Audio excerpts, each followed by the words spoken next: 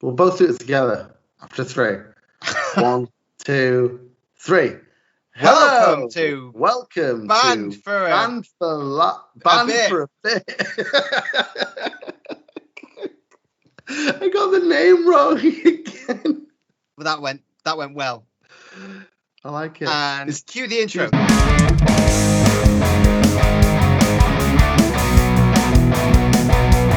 Yay! All right, let's do it. Band for a Bit is our Tuesday videos where we discuss music-related crack on, topics. We're just going to crack on. We discuss music-related topics, and we'll do an album review as well. So we split up our normal Friday videos. If you are our faithful 2 listeners, this is what's going to happen now.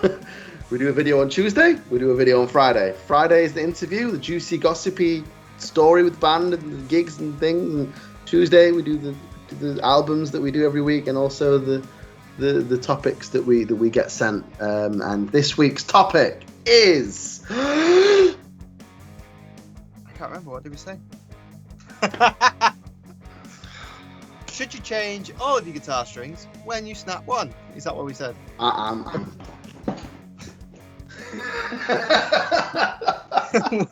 yes, that's what we said. That's what we said 5 minutes ago, yeah? Yes. Well, the answer is obviously yes. No. Okay, all right. I'm really bad for this. If on the rare occasion I do snap a string on stage, and then I'll change it between sets. Right. Then play the rest of the set without, or you just change guitar. If you snap it, you'll just change. Yeah, guitar, I always have 2 guitars. So if I snap a string, I'll just swap guitar. During the song or after the song? After the song. Yeah, unless it's a guitar with a whammy, in which case you're screwed. Yeah. Like a floating bridge. Yeah. Anyway, so here's what I do at gigs. So I'll change it between sets. Then I can't use the string that I've already used that I've swapped that's new. So then I have to take them all off and then restring the whole thing again. So wait, let me get it straight. Okay, let me get it straight. And we haven't, you put a brand new string on the guitar, yeah? Between sets, yeah. Between sets. The next day, for all intents and purposes, I'll restring the whole guitar. Right, and what did you do with the old strings? Put them in. Well, Didario's got a recycling thing. Right, and what about the new one that you just put on? That goes in the recycling thing. This is uneconomical on so many levels. Right. This is real. It's nice to recycle. You're giving them an extra 50% of your strings every year. But the worst bit is 9 times out of 10, if you're going to snap a string on a guitar, you snap the high E. So I never have. I've got loads of packs of strings with just the high E missing. See, that's another thing. You end up with a pack of strings so I get that. You'll end up with a pack of strings, so you just have a spare set. You just have a set of spare strings. I disagree and agree, right? I agree that if your strings have gone dull and you're losing dynamic range, and you can tell they've gone a bit rusty, then yeah, change all your strings. Obviously, being a bassist, that only costs me hundreds and hundreds and thousands of pounds. Now, it's not that bad, but it is normally more than guitar strings. Although, saying that, some elixir strings are well expensive, so I'm probably not actually nowadays. It depends on what strings. I only use normal Didarios. In fact, how much is a pack? I get a 3-pack off Amazon for like 12 quid. 12 quid. 15 quid. I use special drop down strings. I can't remember I think they might be Diodarios actually. I think they're called the down lows. I think they're about 35 quid a pack. But to be fair, because I use drop down strings, I rarely snap a string because they're thick as fuck. Right. But I know a lot of bass players who don't like to change their strings. They prefer the sound of a bass with old strings. Yes, because I know bass players who prefer flat wound strings as well. And you don't have to change flat wounds as often. So but it's not the sound that I particularly like. I used to use nickel, and now I use stainless steel because it lasts longer for me, and it gives more of a feel for the kind of music I play. Have you noticed a change in tone? Yeah, I think it's a bit brighter, personally. Just me. Flat wounds, I actually had a guitar where I bought it. It had flat wounds on it. I'd never used them before. I wasn't a huge fan. It didn't give me enough sustain. I like big, like, boom, boom, really late ring out. Flat wounds didn't give me that at all. It was very muted. Anyway, regardless of that, when I snap a string, I just change the string. If they're quite new. If they're dead old, then I will change them all. But I will never, regardless of how old they are or how new they are. I think I'd be bankrupt.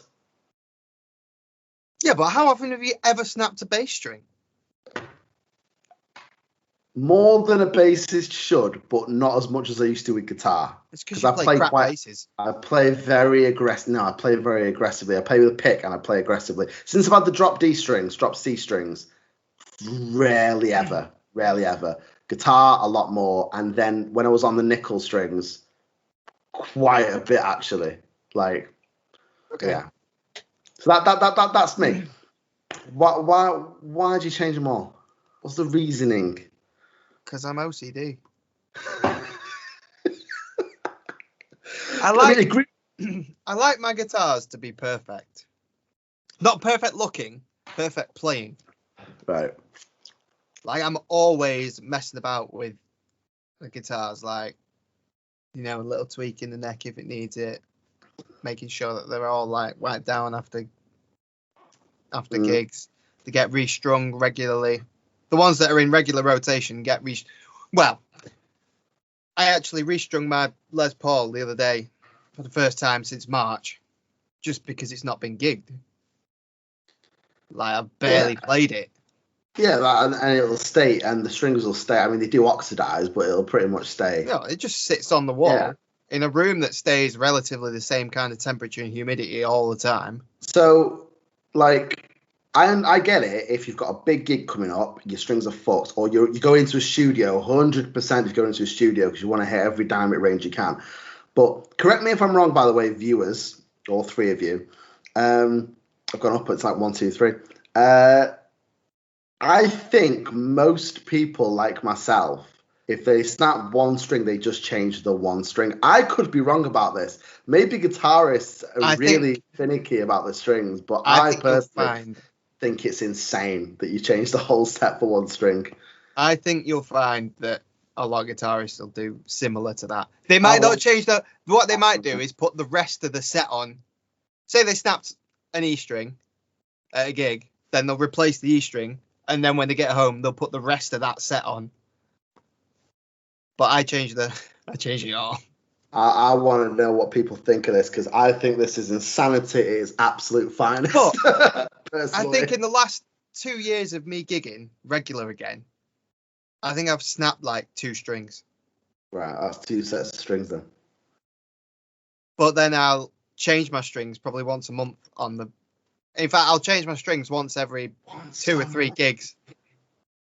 Yeah, you're doing it the right way, but I which, when you've got 9 guitars... I don't feel it's necessary, personally. It's just my opinion, but... Yeah, right. So my 2 Les Pauls... My 2 Les Pauls and my Telecaster get regular new strings all the time.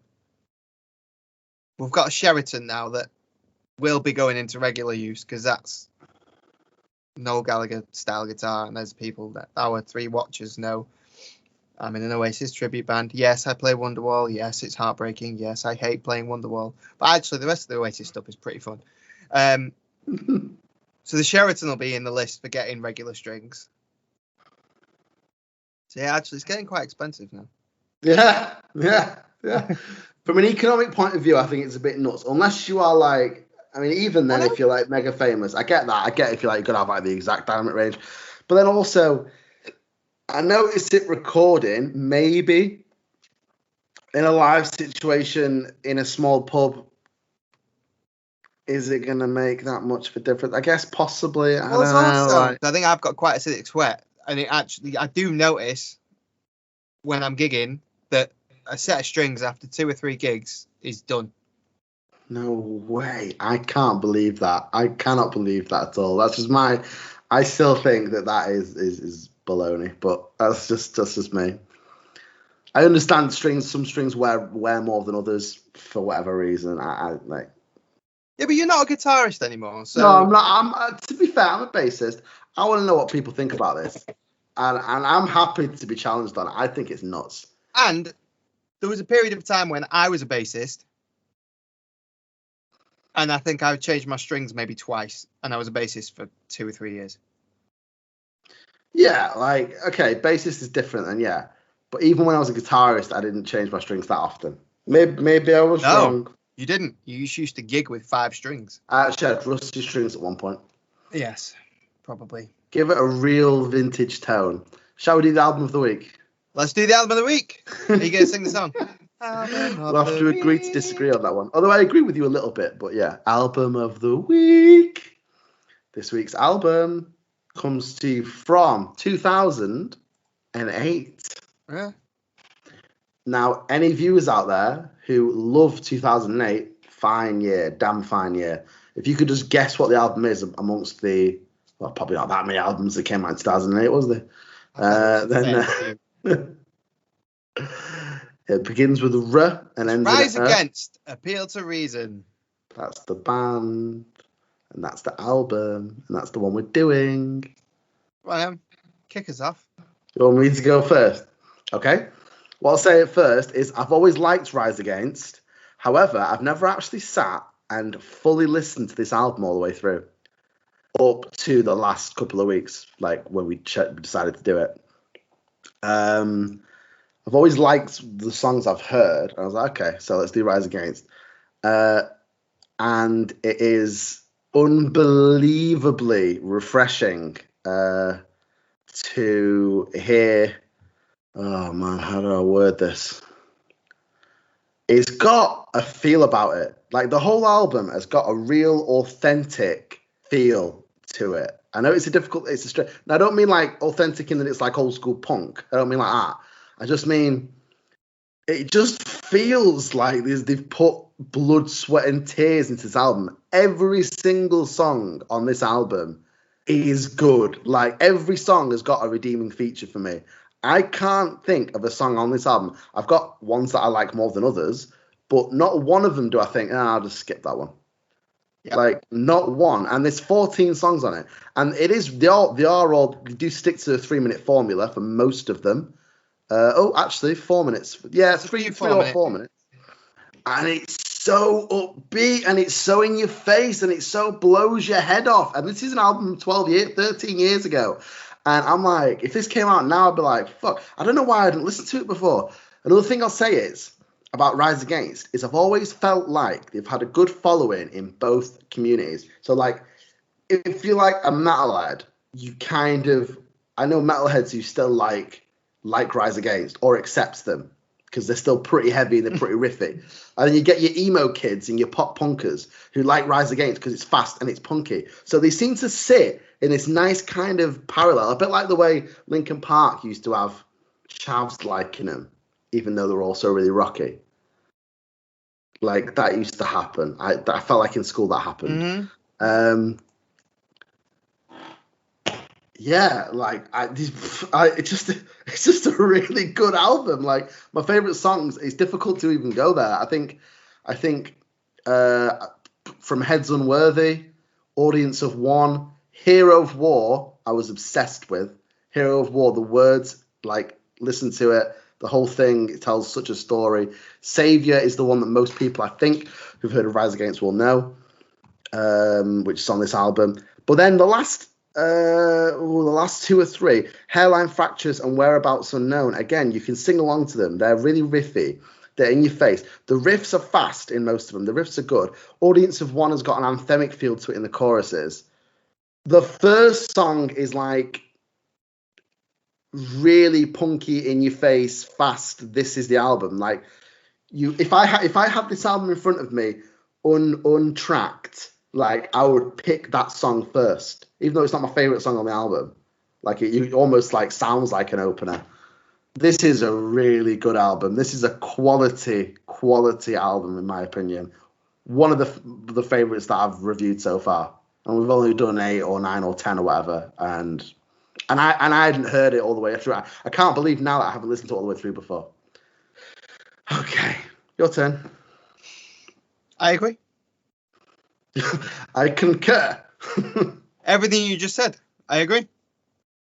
I think it's the right kind of aggression. Like, it's getting out. I feel like it's written for angry teenagers. Yeah, I think so. Like, it's got that kind of angsty teen feel to it. I agree. And yeah, it's not too heavy. It's not by any means light, but it's got a couple of light points in it, like Hero of War. Mm-hmm. The Dirt Whispered is quite pop punky. I like that one. That sits in that kind of camp. What about Re-Education Through Labour? That's got again the lyrics in that. Again, it's just unlike the last really great album that you chose, which was crap, in my opinion. I agree with everything you just said. This is a fantastic album and is by far and away my favorite Rise Against album. And actually, I wasn't that into Rise Against until I discovered this album. And then all of a sudden, the rest of Rise Against kind of made sense to me then. And I started to like that as well, if that makes any sense. Yeah, that makes sense, because like his voice is like in one of the songs, I can't remember which one. I think it might be The Dirt Whispered, or it might be Long Forgotten Sons, or it might even be Collapsed. I can't remember. It sounds a bit like the Offspring singer. Only in like one of the tracks, only in one of them, I felt like, oh, it's got a bit of an Offspring feel. But then, because his voice, he's not exactly got, in my opinion, he's not got like the most incredible voice in the world. He's not like it's not. There's no frills about it. He's not kind of showing off in his vocals. Like it just sits so nicely to this kind of music. I think by absolutely no stretch is he an amazing singer. He's got a good tone, though. He's got a good. I think he writes. I don't know if he writes it, but I think that they write a good melody over good riffs, and it's mixed well, and it's just a really great album. The drummer plays hard as well. You can tell he smashes fast. Like, I feel like this was their breakthrough album. Well, the album before, I did have a quick look at the album before, and there was a couple of songs on there I recognised. Is that Siren? Sufferer and the Witness. That one's the one with, isn't it? Prayer for the Refugee. Yeah, so that's the one that and I'm going to listen to the whole album again now. I've not listened to it all the way through. That is also really worth an album. Worth a listen. It's worth an album. So I don't have a bad word to say about it at all. Every song's good. It gets strange. Like, so after Saviour, I think it's Hairline Fracture. There's this riff that comes in at the start with like some kind of a tremolo or something. I can't remember, a chorus. And then it like comes in. Oh, that's Whereabouts Unknown. It's a Whereabouts Unknown, right? So it's not Hairline Fracture, it's the one after. And I'm like, it came on and I was like, this is so eclectic. It's so diverse, although it's not. But the start, I was like, that's really just a nice riff. When it came that's the one that starts with the riff, isn't it? It starts with the guitar riff and then it cuts to just drums. Yeah, like the drums mirror the guitar, and then it's really chuggy. I could probably figure it out on album. Every song's got its own feel. Kotov Syndrome's a good fast one too. So what would you give it? Any closing thoughts on it? Okay, it's not my favorite album ever. But it's one that I would happily listen to over and over again. In fact, I do happily listen to it over and over again. It never gets skipped on if it comes up in shuffle. We give it an 8. You're gonna give it an 8? Yeah, I'm gonna give it an 8. I'm surprised. I thought you might have gone for the 9. No, it's getting an 8. Getting an 8, okay. From me, it's gonna get a grand spanking 9. Ooh, is that the highest you've ever given? Along with Placebo, Sleeping with Ghosts. Very different bands. Oh, okay. Oh, I've just given away. If you go and watch our video now, I've given away what I listen to. But there's also another band that I reviewed that I would probably change the score for now because I listen to them even more and more. Go on. Yeah. Go It's on. Dragged Under. Dragged Under, I'll probably put them up now. I'll probably give them more than what I gave them. But I'm being very generous. This album, I'm not being generous. This album almost got a 10. Very close like this. It's not. I'm not being generous. I'm being under. Like it is like it's just because I've only listened to it a couple of times, and for me, for it to be a 10, it's something where like I'd have to. Well, see, that's a bit unfair, You isn't need it? the nostalgia attached to it, I think. For it to be a Yeah, 10. and that's unfair if we're just doing weekly reviews, I guess, in a way. But No, it's not though. It's part of listening to music. Like What's music weird- invokes feelings. It's Yeah. like it's I'll listen to very. I think it's very political as well. It is very political, definitely. Like Hero of War, it's all about like the It's a damage story. caused Yeah. by being a soldier. If you listen to that, I'm sure I read because I did a bit of research. I could be wrong. I could be terribly wrong. I'm sure they weren't going to release it. They did like a video for it, like using military people or like a military about a soldier getting enlisted. Because the story is the soldier gets enlisted, goes to war, but they end up like abusing somebody, don't they? Like a prisoner or something. They end up like battering him. And then where he talks about the person that he shoots, it's a girl or a woman coming forward to the soldiers with a white flag. And He doesn't see it. He doesn't see it. The flag is white as snow that he keeps. So they get really political because he's talking about going home, being called a hero, but in actuality, well, the things that he's done, he doesn't mention regret, but like it kind of got that undertone that, you know. And then at the end, it comes full circle. I love that. He could be the guy then, years later, at that recruitment center, recruiting the next kid. Hey, have you ever seen the world? Would you like to? Yeah. Fucking awesome. Clever storytelling. So yeah, so I'm going to give it a 9. Come back to me in a year and I'll probably give it a 10, but I'm giving it a 9 for now. Well, then I say it gets a 9 overall because mine would be, if we were doing decimals, mine would be a high 8. So well, it'd be 8.5 then. Well, look, it's this 9 and 8 is 8.5. Right. Whatever. Whatever. Oh man. So we hope you have enjoyed. Yeah. This week's band for a bit. Yeah, amazing. We've got another Friday at 3 p.m. You'll get Band for Life. We've got another band in that we've interviewed. Yeah, check it out. Yeah, cool. We'll see you on Friday. Thanks so much, guys. See you soon. Bye. Bye.